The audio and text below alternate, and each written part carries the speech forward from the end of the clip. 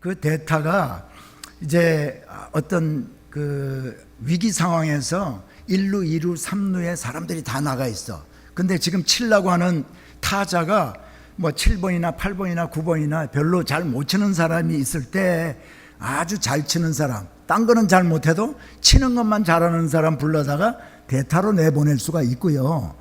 그런데 또 어떤 때는 4번 타자가 제일 잘 치잖아요. 근데 4번 타자가 몸이 아파서 못 나와. 그럴 때는 할 수 없이 그냥 아무나 이렇게 불러다가 대타를 내보내거든요. 여러분이 지금 우리 담임 목사님이 몸이 아파가지고 한국 가셨잖아요. 그런데 대타로 제가 나왔거든. 근데 이제 이 대타가 어떤 대타인지는 잘 모르겠지만은 오늘 말씀을 통해서 대타라 할지라도 하나님이 또 여러분 심령을 이렇게 주장해 주셔서 은혜의 말씀이 되기를 바랍니다. 저는 이제 이렇게 말씀을 전할 기회를 이렇게 받았는데 하나님의 말씀, 능력의 말씀을 내가 잘못 전해가지고 약화시키지 않을까 하는 두렵고 떨리는 마음으로 오늘 말씀을 전합니다. 그래서 여러분들도 마음속으로 기도해 주시면서 말씀을 믿음으로 받는 여러분 되시길 축복합니다. 잠시 기도하겠습니다. 하나님, 연약한 종을 세우셨사오니 하나님께서 말씀하여 주시옵소서. 그래서 우리 성도님들이 하나님 말씀으로 다시 믿음이 회복되고 또 주님의 제자로서의 삶을 이렇게 거뜬히 살아갈 수 있는 능력을 허락해 주시기를 간절히 바라고 원합니다. 주님만 의지합니다. 주님 역사해 주시옵소서. 예수 그리스도 이름으로 기도드리옵나이다. 아멘. 오늘 본문은 우리에게 너무나 익숙한 그러한 예수님의 오병이어에 관련한 그런 말씀입니다. 이 오병이어의 사건을 자세히 보면은요, 예수님이 제자들에게 말도 되지 않는 명령을 하신 것을 알 수가 있어요. 성경에는 이처럼 모순된 것 같은 이런 하나님의 명령이 얼마나 많은지 모릅니다. 예를 들면은 사사기에 보면은 우리 많은 사사들의 이야기가 있는데 그 가운데 기드온이 이제 미디안과의 전쟁을 치르게 됩니다. 그런데요, 미디안 사람들이 13만 5천 명이 쳐들어왔어요. 그런데 13만 5천 명과 전쟁을 하게 되는데 이 기드온이 나팔을 불고 사람들을 모았더니 3만 2천 명이 모였습니다. 3만 2천 명 대 13만 5천 명. 지금 한 명이 한 4명 정도를 싸워서 이겨야 되는 그런 상황입니다. 그런데도 불구하고 하나님이 다 돌려보내게 해요. 2만 2천 명 돌려보내게 하고 10,000명 남았는데 10,000명 중에서도 또 물가에 가서 물을 마셔보라고 그래 놓고는 또 따로따로 물 마신 그 방법대로 세워놓고는 9,700명을 돌아가게 하고 300명을 딱 남겨놓고 이 300명 가지고 전쟁에 나가라고 합니다. 여러분이 그런 형편에 있었다면은 이게 이해가 되겠습니까? 하나님 300명으로 어떻게 13만 5천 명하고 전쟁을 합니까? 우리가 볼 때 모순된 것과 같은 그런 명령을 하나님이 하실 때가 있다는 거죠. 아브라함도 그런 것을 경험하지 않았습니까? 아브라함이 100세가 되었을 때 독자 이삭, 100세가 되었을 때 결혼 생활 그렇게 오래 하고 나서 자기 아내와의 사이에서 얻은 독자 이삭이 있었는데요, 하나님께서는 그 독자 이삭을 통해서 이 큰 민족을 이루게 하시겠다고 약속을 해주셨어요. 그런데 어느 날 하나님께서 아브라함에게 그 독자 이삭을 내가 지시하는 한 산으로 데리고 가서 하나님께 나에게 번제를 드리라라고 명령하십니다. 여러분, 이처럼 하나님은 우리 인간이 보기에 말도 되지 않는 그러한 요구를 하실 때가 있습니다. 그러나 그 명령을 수행해야 될 그러한 사람에게는 하나님이 하실 일이 있으시기 때문인 것을 우리가 말씀을 통해서 잘 알 수가 있습니다. 그 모순적인 명령을 우리가 깊이 살펴보면 우리에게 주시는 귀한 그러한 교훈을 발견하게 된다는 거죠. 여러분, 우리는 눈에 보이는 것을 바라보고 사는 사람이 아니라 보이지 않는 것이 이루어질 것이라는 그런 믿음 가지고 살아야 하는 사람들입니다. 그래서 오늘 본문인 오병이어의 사건을 통해서 제자들에게 주시고자 했던 교훈이, 예수님이 제자들에게 또 이렇게 깨닫게 해주시고자 하시는 그 교훈이 어떤 것인지를 우리가 발견을 하고, 그 교훈이 우리 모두에게 선한 영향을 끼쳐서 하나님의 말씀 따라 사는 믿음의 사람이 되어야겠습니다. 오늘 본문인 마가복음 6장 35절로 44절을 함께 교독합니다. 본문 말씀. 자, 제가 먼저 읽습니다. 때가 저물어 가매 제자들이 예수께 나와 여짜오되 이곳은 빈들이요 날도 저물어 가니 우리를 보내어 두루 총과 마을로 가서 무엇을 사 먹게 하옵소서. 대답하여 이르시되 너희가 먹을 것을 주라 하시니 여짜오되 우리가 가서 200데나리온의 떡을 사 먹이리까.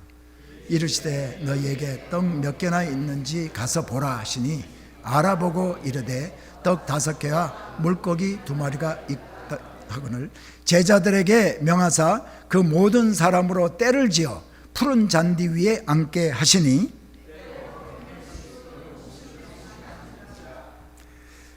예수께서 떡 5개와 물고기 2마리를 가지사 하늘을 우러러 축사하시고 떡을 떼어 제자들에게 주어 사람들에게 나누어 주게 하시고 또 물고기 2마리도 모든 사람에게 나누시매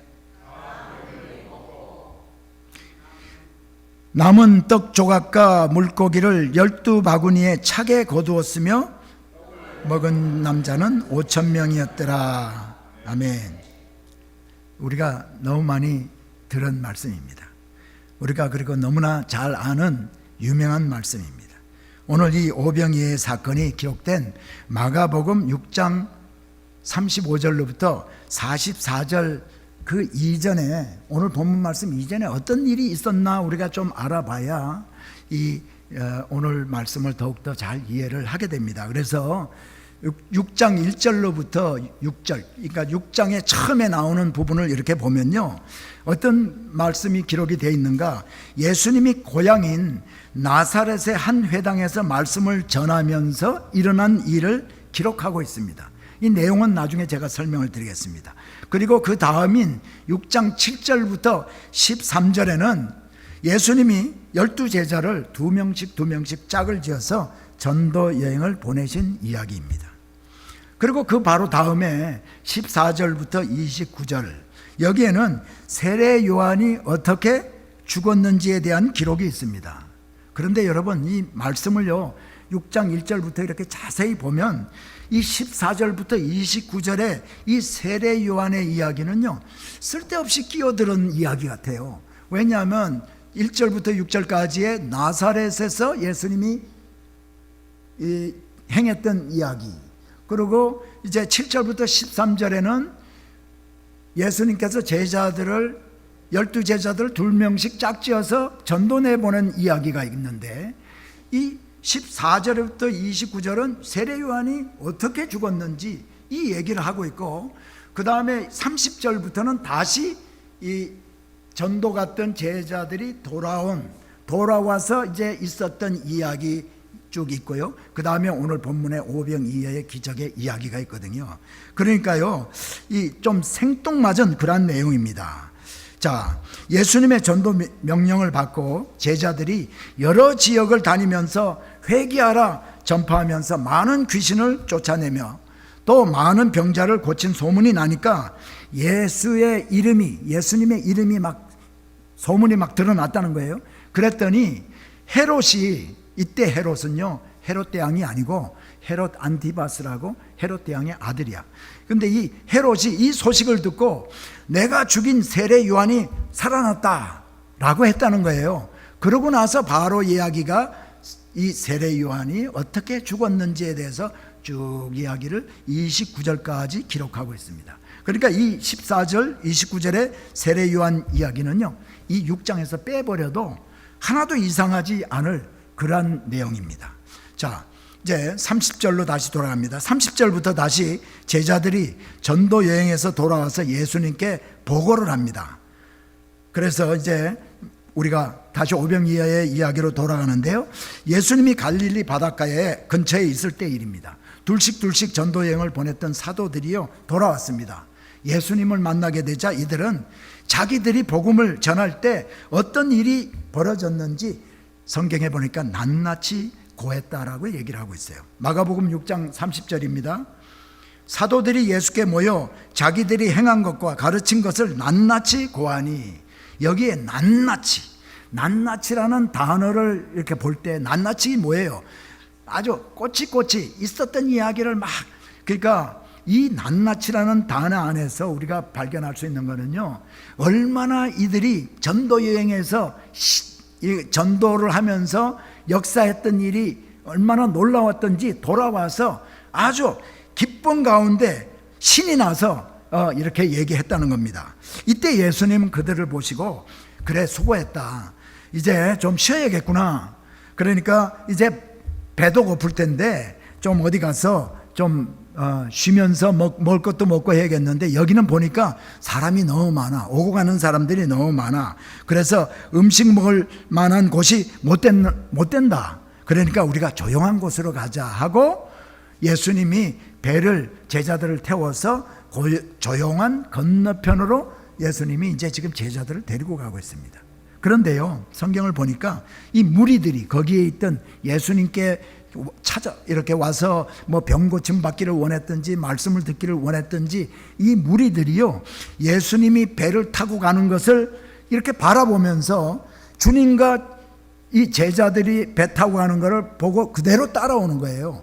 저는 예전에 성지순례를 가서 갈릴리 바다를 보기 전에는 이 내용을 이해가 잘 안 됐어요. 어떻게 배를 타고 가는데 그렇게 이 사람들이 따라왔지? 보니까 배 가는 곳을 이렇게, 배가 이렇게 가는 게 다 보여. 그러니까 육지로 이 사람은 막 따라가는 거예요. 그래가지고 예수님이 배에서 이제 어디에 도착했을 때 벌써 거기 와서 기다리고 있었다라고 얘기를 하고 있습니다. 33절을 보니까 무리들이 예수님 배보다 먼저 예수님이 가고자 했던 그 건너편에 와서 기다리고 있었다라고 합니다. 예수님은 이 갈급한 심령으로 따라 나선 이 무리들을 보시고 그들이 목자 없는 양같이 보여서 불쌍한 마음이 들었습니다. 그래서 여러분, 양은요, 목자가 없으면은요, 스스로 뭐 할 수 있는 그런 동물이 아닙니다. 목자가 푸른 초장으로 데리고 가야만 풀을 먹을 수가 있고요, 물이 있는 곳에 목자가 양들을 데리고 가야만 물을 먹을 수가 있습니다. 양은 목자가 없으면요, 스스로 아무것도 할 수 없는 연약한 존재예요. 그래서 예수님은 무리들에게 진리를 가르치고 생명을 가르치셨습니다. 한참 이제 가르치고 계실 때 시간이 흘러서 어느덧 날이 저물어 가고 있었습니다. 그러자 제자들이요, 예수님께 말합니다. 예수님, 여기는 빈들이에요. 광야인데 먹을 것도 없고 또 먹을 것을 살 수도 없고 구할 수도 없어요. 그러니까 날이 저물고 있으니까 이 사람들을 빨리 우리가 가까운 마을로 이제 보내가지고 저들로 하여금 각자가 좀 이렇게 배고픔을 해소할 수 있도록 합시다, 이 얘기를 제자들이 하는 거예요. 제자들의 이 말에 예수님은 이렇게 말합니다. 너희가 먹을 것을 주라. 아니, 예수님, 우리가 돈이 어디에 있습니까? 이 많은 사람들을 떡을 사서 먹이려면 200데나리온이나 되는 돈이 있어야 합니다 하고 제자들이 얘기를 해요. 제자들의 이 말은 정말 논리적이고 옳은 말을 지금 제자들이 하고 있는 거예요. 한 데나리온은 우리가 잘 아는 대로 한 사람이 하루 종일 일해야 벌 수 있는 돈의 가치가 한 데나리온입니다. 그러니까 이 200데나리온은 보통 사람이요 8개월 정도 일을 해야 벌 수 있는 돈이야. 근데 그 돈이 어디 있냐 하는 거죠. 제자들은 지금 막 전도 여행에서 돌아왔습니다. 예수님은 제자들을 전도 여행 내보낼 때요, 여행을 위하여 지팡이 외에는 양식이나 배낭이나 전대의 돈이나 아무것도 가지지 말며 신만 신고 두보로도 입지 말라고 하셨어요. 그래서 전도 여행에서 막 돌아온 이들이 여러분 가진 것이 있을 수가 없습니다. 그러니까 예수님의 이 명령이 얼마나 모순된 명령인가 우리가 알 수 있잖아요. 이때 예수님이 다시 명령하십니다. 너희에게 떡 몇 개나 있는지 가서 보라. 이제 제자들이요 돌아가서 사람들에게 떡 가진 사람들 뭐 있어요? 먹을 거 있는 사람, 가진 거 있으면 좀 내놓으세요 하고 아마 얘기를 했겠죠. 잠시 후에 제자들이 떡 5개 하고 물고기 2마리를 가지고 돌아왔습니다.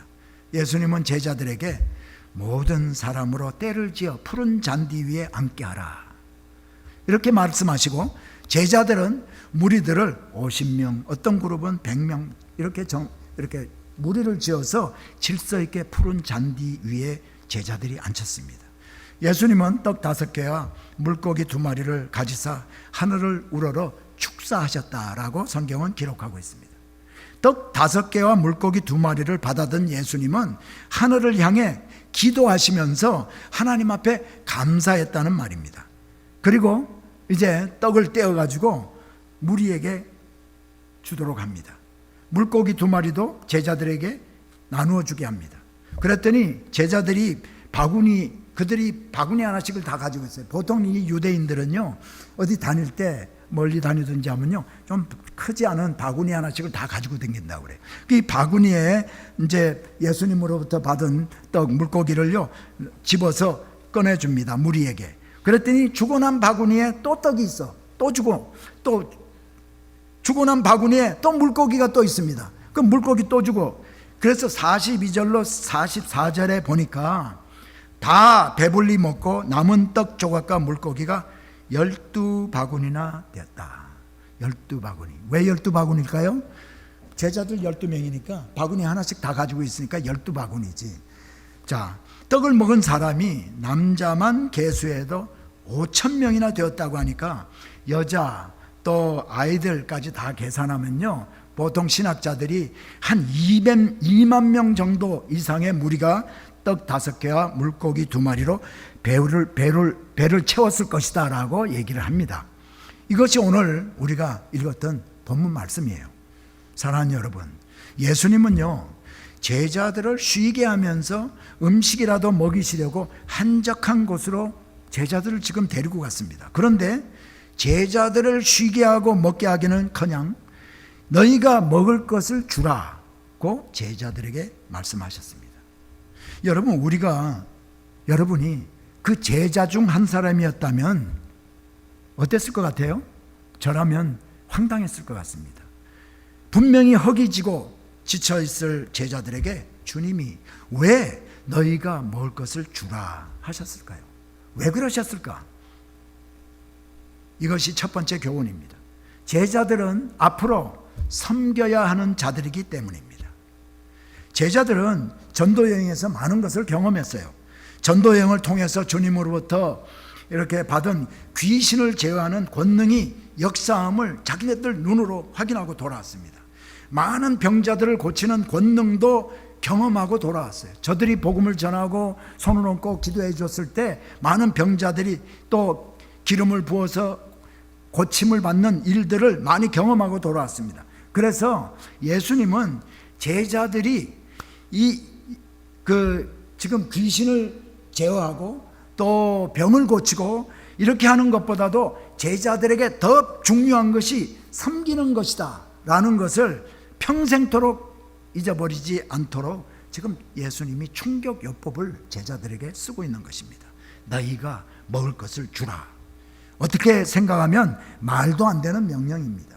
여러분, 우리는 원래 주기보다 받기를 좋아하고 섬기기보다 섬김 받기를 좋아하는 사람들입니다. 낮아지기보다 높아지기를 원합니다. 그러나 예수님은 제자들이 섬김 받기보다 섬기는 사람이 되고 또 받기보다도 주는 자가 되고 또 낮은 자가 높아지기보다 낮은 자가 되어야 한다고 말씀을 하고 계십니다. 마가복음 10장 44절부터 45절에 보면 우리 함께 읽을까요? 44절부터 45절 시작. 너희 중에 누구든지 으뜸이 되고자 하는 자는 모든 사람의 종이 되어야 하리라. 인자가 온 것은 섬김을 받으려 함이 아니라 도리어 섬기려 하고 자기 목숨을 많은 사람의 대속물로 주려 함이니라. 예수님은 섬김을 받으려고 오신 것이 아니라 섬기려고 오셔서 우리를 위해서 십자가에 죽으시기까지 하셨습니다. 예수님의 삶을 한마디로 얘기하면 희생이고 섬김입니다. 그러므로 섬김을 통하지 아니하고서는 예수가 전해지지 않습니다. 우리가 예수님처럼 섬기는 삶을 살 때 예수의 이름이 높임을 받고 하나님이 영광을 받게 되는 겁니다. 예수의 제자된 자들이 섬김의 삶을 살아야 생명 없는 자들이 생명을 얻게 되고 진리를 알지 못하는 자들이 참 진리를 깨닫게 됩니다. 병자를 고치고 귀신을 내쫓는 능력을 행하는 것보다 예수님의 제자된 자들에게 더 중요한 사명은 바로 섬기는 것입니다.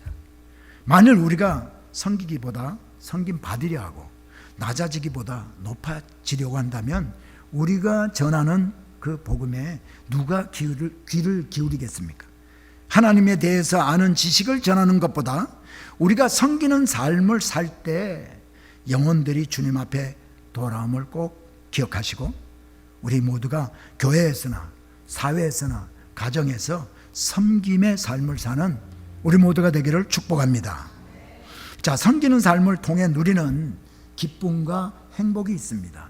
여러분, 우리가 섬김 받을 때보다도요, 섬겼을 때 누리는 기쁨과 행복이 더 큰 거 아세요? 이거 바로 주님이 주시는 위로와 상급입니다. 예수님이 제자들이 할 수 없는 줄 알면서도 제자들에게 너희가 먹을 것을 주라, 이 말씀을 하신 또 다른 이유가 있는데 이것은 그 제자들이 자신의 연약함과 무능함을 깨닫게 하기 위해서입니다. 마가복음 6장 37절입니다. 우리 한번 함께 합독합니다. 너희가 먹을 것을 주라 하시니 여짜오되 우리가 가서 200데나리온의 떡을 사 먹이리까. 이거를 좀 쉽게 풀어서 얘기하면 예수님, 우리가 어디서 이 많은 돈을 구할 수 있겠습니까? 우리가 할 수 없습니다 하는 이야기입니다. 근데 요한복음에도 이 오병이어의 사건이 기록이 되어 있습니다. 그런데 요한은 예수님이 이미 어떻게 하실 것을 아시고 빌립에게 물었다라고 기록을 하고 있어요. 요한복음 6장 6절에 보면은 이렇게 말씀하시면 친히 어떻게 하실지를 아시고 빌립을 시험하고자 하심이라. 예수님은 이미 자신이 기적을 베풀어야 이 모든 사람들이 먹을 수 있다는 것을 이미 알고 계셨다는 겁니다. 그렇다면 주님이 왜 너희가 먹을 것을 주라 라고 말씀하셨을까요? 자신들이 할 수 없는 것을 이 제자들이 철저하게 깨닫고 주님을 온전히 의지하는 믿음의 사람이 되게 하기 위해서입니다. 그래야 하나님의 은혜와 능력을 경험하게 될 때 내가 한 일이 아니라 하나님이 하신 일임을 알고 그 이후부터 하나님을 더욱더 신뢰하고 의지하게 되기 때문입니다. 하나님이 이스라엘 백성을 여러분 광야로 인도하신 거 우리가 다 잘 알지 않습니까? 왜 광야로 인도하셨을까요? 하나님의 도움이 아니고서는 살 수 없다는 것을 이스라엘 백성들로 하여금 깨닫게 하기 위해서요. 예수님은 자신이 이 세상을 떠난 후에 이 땅에 교회가 세워지고 또 복음을 전하는 사명을 이제 제자들이 감당해야 될 텐데 이 제자들이 그것을 감당하려면 어떻게 해야 되는가 하는 것을 지금 그 훈련을 시키고 있는, 빚어가고 있는 과정에 지금 있는 것이지요. 사랑하는 여러분, 여러분과 저는 연약한 존재들입니다. 이번에 우리가 지난 2년 동안을 통해서 다 경험하지 않았습니까? 눈에 보이지도 않는 이 코로나 바이러스 앞에 우리 모두가 허무하게 무너져버린 그런 존재들입니다. 그럼에도 주님은 우리들에게 성경 말씀을 통해서 또 우리가 기도할 때 우리에게 감동을 주셔서 모순된 것 같은 그런 말씀을 하실 때가 있습니다. 그때 우리가 어떻게 반응을 해야 할까요? 내가 무슨 힘으로 할 수 있겠습니까? 나는 못합니다가 아니라 나는 할 수 없습니다. 그러나 주님이 나와 함께 하시니 나는 할 수 있습니다 하는 믿음으로 주님을 바라보고 주님의 제자답게 서야 할 것입니다. 하나님이 호렙산 떨기나무 가운데서 모세에게 자기 백성을 내 백성을 애굽으로 인도하도록 이렇게 사명을 주셨을 때 모세는 나는 할 수 없습니다 했습니다. 나는 입이 뻣뻣하고 혀가 둔한 자입니다 하고 고백했습니다. 그런 모세에게 하나님은 출애굽기 4장 11절에서 12절로 이렇게 말씀하십니다. 여호와께서 그에게 이르시되 누가 사람의 입을 지었느냐? 누가 말 못하는 자나 못 듣는 자나 눈 밝은 자나 맹인이 되게 하였느냐? 나 여호와가 아니냐? 이제 가라. 내가 내 입과 함께 있어서 할 말을 가르치리라. 하나님은 모세를 40년 동안 미디안 광야에서 철저히 자기를 부인하는 지경에까지 이르게 하신 후에 하나님께서는 모세를 이스라엘의 지도자로 사용하셨습니다. 여러분, 저와 여러분은 하나님의 백성입니다. 우리 모두는 예수님의 제자입니다. 그러므로 제자로서의 삶을 살아야 하는 그러한 사람들입니다. 우리 자신을 철저히 부인할 때 주님께 쓰임받는 도구가 되고 우리의 삶을 통해 우리 예수님이 높임을 받게 됩니다. 너희가 먹을 것을 주라는 이 말씀을 통한 세 번째 교훈은 무엇일까요? 주님은 믿음 있는 사람의 순종을 통해서 일하신다는 겁니다. 믿음 있는 사람의 순종을 통해서 사람들이 그 시간에 먹을 걸 가진 사람이 없음을 우리 예수님은 너무나 잘 알고 계셨습니다. 그런데도 주님은 가서 떡이 몇 개가 있는지 알아봐라 라고 말씀하셨어요. 그냥 기적을 베푸셔서 떡과 물고기를 만들어내시면 될 텐데 말입니다. 마가복음 6장 38절에 보니까 이르시되 너희에게 떡 몇 개나 있느냐? 가서 보라 하시니 알아보고 이르되 떡 5개와 물고기 2마리가 있더이다 하거늘. 예수는 제자들에게요, 가서 알아보라. 제자들이 알아보고, 재밌지 않습니까? 예수님이 알아보라, 가서 보라 하시니 제자들이 알아보고 떡 5개와 물고기 2마리가 있더이다 했습니다. 예수님은 명령하시고 제자들은 순종하였습니다. 제자들이 가지고 온 것은 떡 5덩이와 물고기 2마리였습니다. 그것도 한 어린아이가 자기가 먹으려고 가지고 있던 것을 내어놓았기 때문에 제자들이 이 떡 5개와 물고기 2마리를 가지고 올 수 있었습니다. 어린아이가 혼자서 먹어도 시원찮을 이 양의 음식을 나누어 먹자고 내어놓았을 때에 주님은 그때 놀라운 일을 행하셨습니다. 축사하시고 나누어 줄 때 계속 나누어 줄 수 있는 기적이 일어났던 겁니다. 남자만 5,000명이 먹고 12광주리를 거두는 역사가 일어났습니다. 할렐루야. 마가복음 6장 39절로 40절 봅니다. 제자들에게 명하사 그 모든 사람으로 떼를 지어 푸른 잔디 위에 앉게 하시니 때로 혹 100명씩 혹 50명씩 앉은지라. 예수님은 제자들에게 명하시고 제자들이 무리를 지어 무리를 앉혔을 때 주님의 역사를 볼 수 있었습니다. 그 자리에 말씀에 순종해서 앉아 있을 때에 주님의 역사를 볼 수 있었습니다. 여러분, 오늘 이 사건을 기록한 6장의 전반부에 기록된 이야기, 아까 6장 1절부터 5절 6절 또 그 다음에 있던 7절부터의 말씀으로 다시 한번 돌아가겠습니다. 1절부터 5절에 예수님이 나사렛에서 아무 권능도 행하실 수 없었고 다만 소수의 병자에게 안수하여 고친 것을 얘기를 하고 있어요. 그리고 6절에서 예수님이 권능을 행할 수 없었다. 어디에서? 나사렛에서 아무 권능도 행할 수 없었다는 것을 얘기를 하고 있고요. 6절에서 마가는 그들이 믿지 않음을 이상히 여겼더라. 그렇게 얘기를 하고 있어요. 자, 나사렛 사람들의 믿음 없음 때문에 예수님이 권능을 행할 수 없었고 예수님께서도 소수의 병자만 고칠 수 있었던 것을 지금 마가는 지적을 하고 있어요. 자, 그런데 그 다음 패러그래프 7절부터 나오는 말씀에 보니까 예수님의 보내심을 받고 회개하라고 전파한 사도들의 성공담이 기록이 되어 있습니다.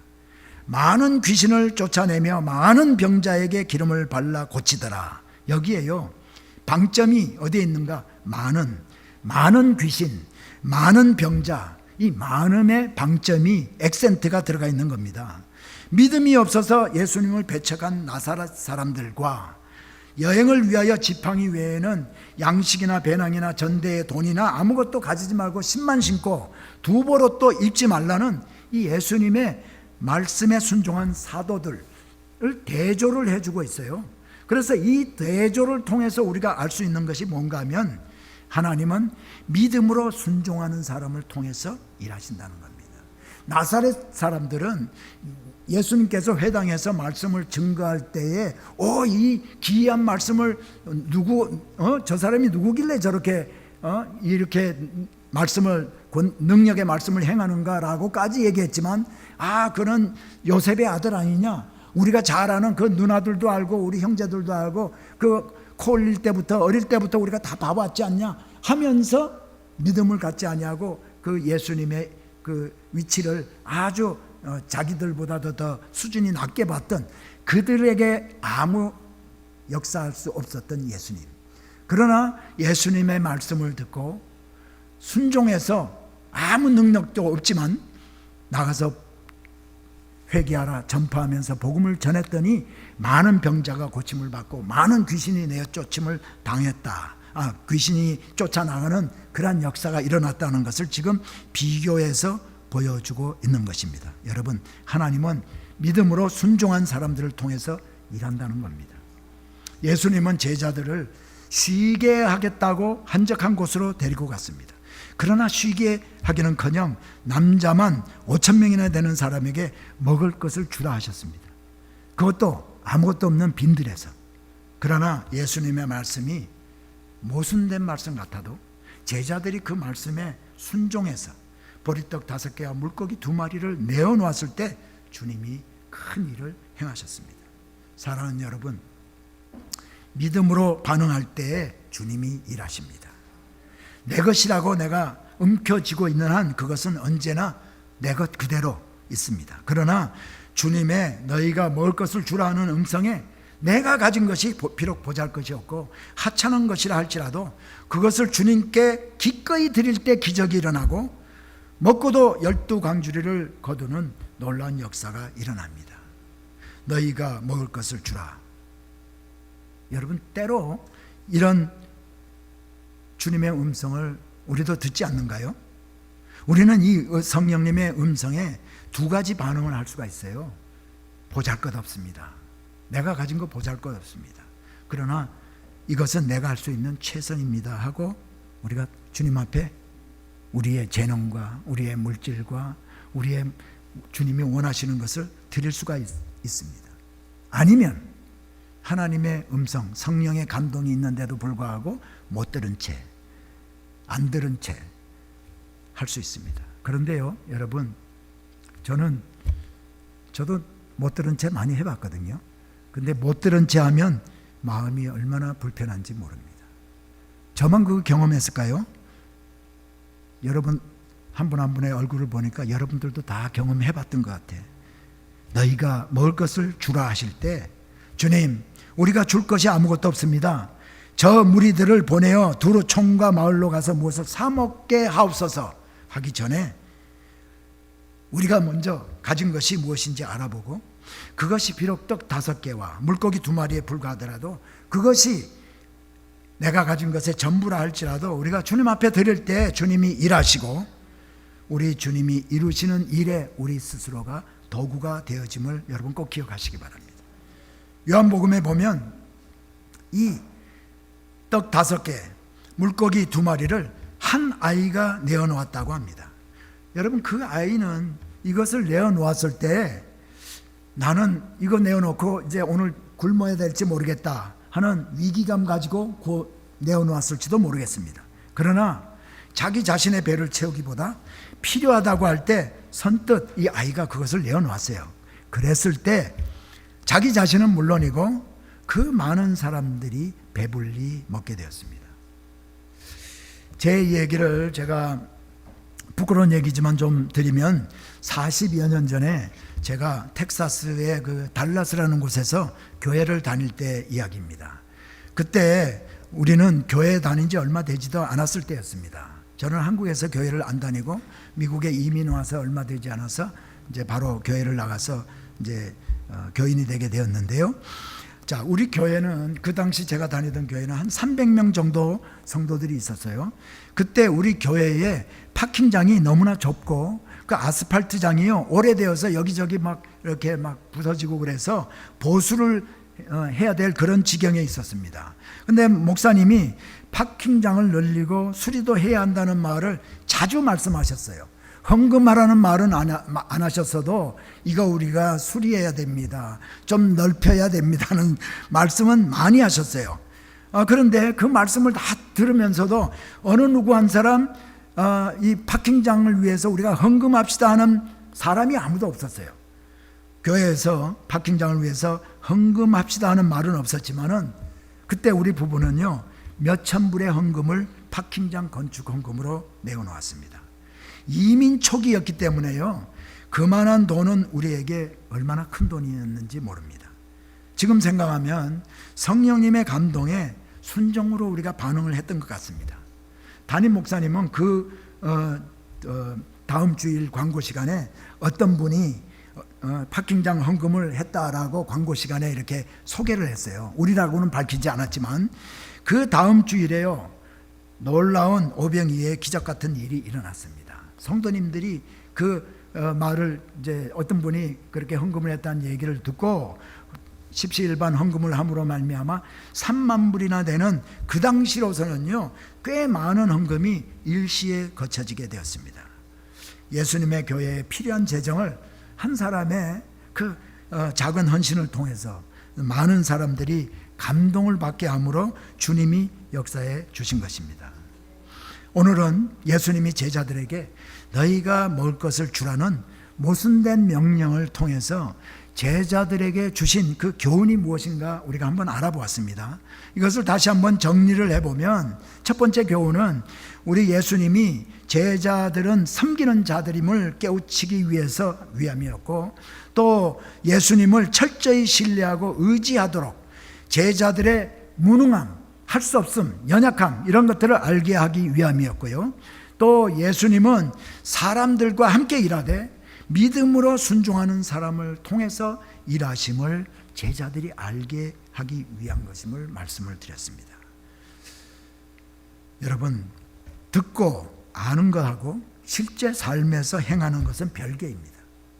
주님의 일하심에 우리가 도구로 쓰임을 받으려면 주님의 말씀이 있을 때에 오병이어라도 선뜻 내어놓는 순종을 우리가 할 수 있어야 합니다. 주님의 요구가 우리가 가진 지식과 경험에 비추어 볼 때 모순된 말씀, 말도 안 되는 말씀처럼 보인다 할지라도 그 말씀에 순종할 때 주님의 일하심을 우리가 보게 됩니다. 그리고 주님을 따르는 사람들은 말씀에 순종하고 기다려야 합니다. 기다림. 사람들은 하나님께 무언가 드렸다고 생각하고 또 무언가 했다고 생각할 때요 조급하게 어떤 결과를 보려고 합니다. 열매 보기를 속하는 마음, 이렇게 열매를 속히 보기를 원하는 마음이 우리 모두에게 있습니다. 그래서 그것을 통해서 위로받기를 원하고 그것을 통해서 내가 성취감을 얻기를 원하는 것이 우리 인간들의 본성입니다. 그러다가 무슨 일, 아무 일도 일어나지 않을 때 우리는 실망하고 실족하기도 합니다. 그러나 예수님의 제자들은 주님의 말씀에 순종하고 오래 참으면서 기다려야 한다는 겁니다. 우리의 노력과 봉사와 우리들의 헌신의 결과가 금방 나타나지 않더라도 기다려야 합니다. 우리는 말씀에 순종한 것으로 우리의 사명을 다한 것이에요. 그 다음은 주님이 이루실 것이기 때문입니다. 그런즉 물 주는 이나 심는 이는 아무것도 아니로되 오직 자라나게 하시는 하나님 뿐이니라. 열매 맺고 또 자라게 하시는 분은 하나님 한 분이라는 겁니다. 광야에서 제자들이요 오병이어를 주님 앞에 가지고 왔을 때 예수님이 너희들에게 기적을 베풀어 5천 명을 먹이게 하겠다라고 말씀하지 않으셨어요. 예수님은 어떻게 하셨습니까? 제자들을 명하사 그 모든 사람으로 때를 지어 푸른 잔디 위에 앉게 하시니, 예수님은 무리들에게 그냥 앉으라고만 하셨습니다. 무리들과 제자들은 왜 주님이 우리들 보고 앉으라고 하셨는지 몰랐습니다. 어쩌면 나는 배가 고파 죽겠다, 푸른 잔디 위에 앉지 않고 떠난 사람들도 있었을 거예요. 그러나 말씀에 순종하여 앉았던 사람만이 오병이어의 기적을 목격하고 그 축복을 받을 수 있었습니다. 야고보서 5장 7절로부터 8절 한번 읽어봅니다.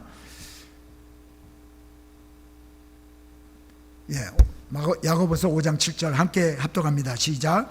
그러므로 형제들아, 주께서 강림하시기까지 길이 참으라. 보라, 농부가 땅에서 나는 귀한 열매를 바라고 길이 참아 이른 비와 늦은 비를 기다리나니, 너희도 길이 참고 마음을 굳게 하라. 주의 강림이 가까우니라. 농부가 씨를 심고 열매 맺을 때까지 이른 비와 늦은 비를 오래 참으면서 기다리는 것처럼 예수님의 제자들은 주님 오시는 날까지, 그날까지 기다려야 할지도 모릅니다. 히브리서 10장 36절에도 너희에게 인내가 필요하면 너희가 하나님의 뜻을 행한 후에 약속하신 것을 받기 위함이라. 오래 참으며 말씀에 순종한 주님의 제자는 여러분 약속된 상급을 꼭 받게 됨을 여러분 믿으시기를 바랍니다. 그러나 우리들의 이 지상에서의 그 주를 위해서 달렸던 모든 경주의 시상식이 이 땅에서 실현되지 않아도 실망하지 마시기 바랍니다. 올림픽 경주에서 상을 받는 선수가 상을 받을 때 어떻게 합니까? 스타디움 높은 단에 올라가서 이 상을 받습니다. 그렇듯이 천국에서 우리를 위한 시상식이 있을 줄 믿습니다. 믿음으로 오늘 말씀을 받고 마음 또 가슴에 새겨서 예수님의 제자로서의 삶을 사는 우리 소명교회 성도님들 한 분 한 분 다 되시기를 축복합니다.